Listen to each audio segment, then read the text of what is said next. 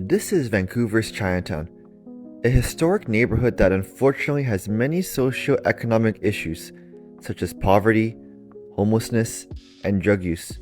Tourists and citizens find this very concerning because Chinatown used to be a very vibrant cultural hub filled with family-run restaurants, herbal medicine shops, and a strong, deep sense of community. But today, not only is this historic neighborhood declining, but it's disappearing altogether. And this seems to be a common pattern across Chinatowns across Canada and even in America. So, what happened to these Chinatowns and why are they disappearing and declining? To understand why Chinatowns are vanishing, we need to go back to the very beginning because these neighborhoods weren't just cultural centers, they were a necessity for survival.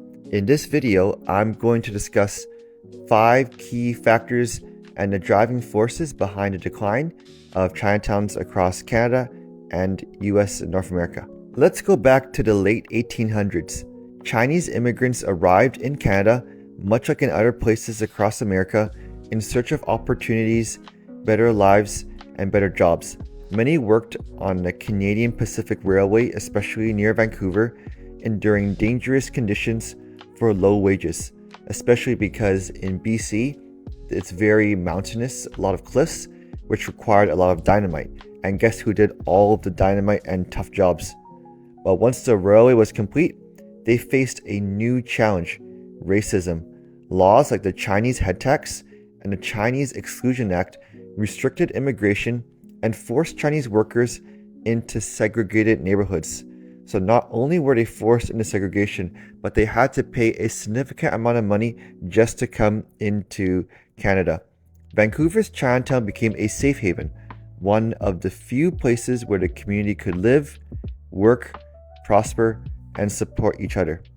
Despite the discrimination, Chinatown thrived. By the mid-1900s, it was the largest Chinatown in Canada, especially in Vancouver, home to bustling markets, traditional medicine shops, and famous dim sum spots. Vancouver's Chinatown became a cultural and economic powerhouse, attracting visitors from around the world. And I see this commonality when I look at Chinatowns across Canada and the US. They are places of safe haven, places for Chinese immigrants to come.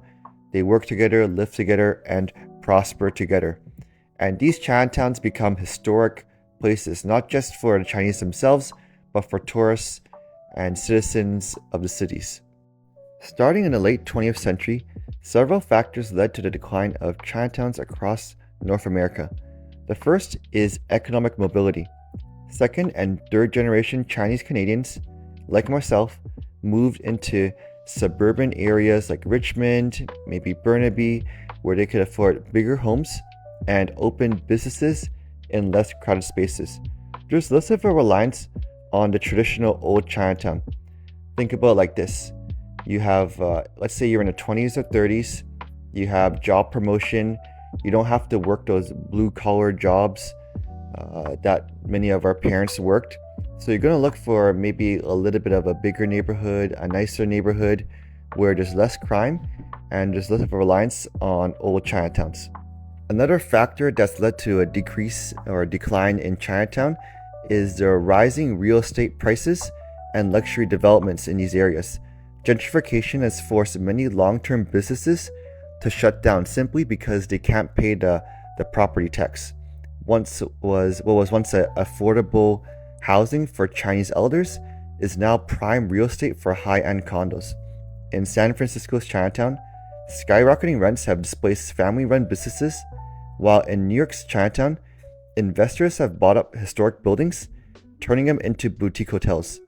I think once this starts to happen, the heart and the identity of Chinatown starts to disappear, and many of the citizens and people who lived in these Chinatowns start to walk around the cities, the streets, and probably can't recognize the old Chinatown anymore. Another key factor in a decrease and decline of Chinatown is neglect and crime. So as these families start to move out for better opportunities, there's less of a reliance on Chinatown. Chinatown saw increased homelessness, drug use, and crime, especially in the downtown east side in Vancouver. a lack of investment, and deteriorating infrastructure has made it very difficult for small businesses to stay open. A similar issue affects Los Angeles, where business owners report rising crime and vandalism with little response from city officials. There seems to be a lack of accountability and a lack of action, and this has led to a steady decline in not only tourism, but just the overall vibe in the neighborhood of Vancouver's Chinatown. And not only was there significant neglect and crime, but the COVID-19 pandemic had a devastating impact on Chinatowns. Business closures, lockdowns, and a sharp decline in tourism hit these areas really hard. But even worse, anti-Asian hate crimes surged. In Vancouver, attacks against elderly Chinese residents skyrocketed, while in the US cities like New York and San Fran, there was a 300% increase in anti-Asian hate crimes. Many Chinatown businesses never recovered. And finally, new waves of Chinese immigrants often skip Chinatown altogether. There's kind of not necessarily a need to go to Chinatown anymore when you can get some similar products, produce in places like Richmond, Surrey, or even Burnaby, where they can find modern communities with Chinese supermarkets, malls, and restaurants. In the US, Chinese immigrants have increasingly moved to the San Gabriel Valley in LA or the Queens area in New York City, which offer larger homes and business opportunities without the crowded conditions of old Chinatowns. There seems to be a cultural shift and shift in the overall focus for tourism.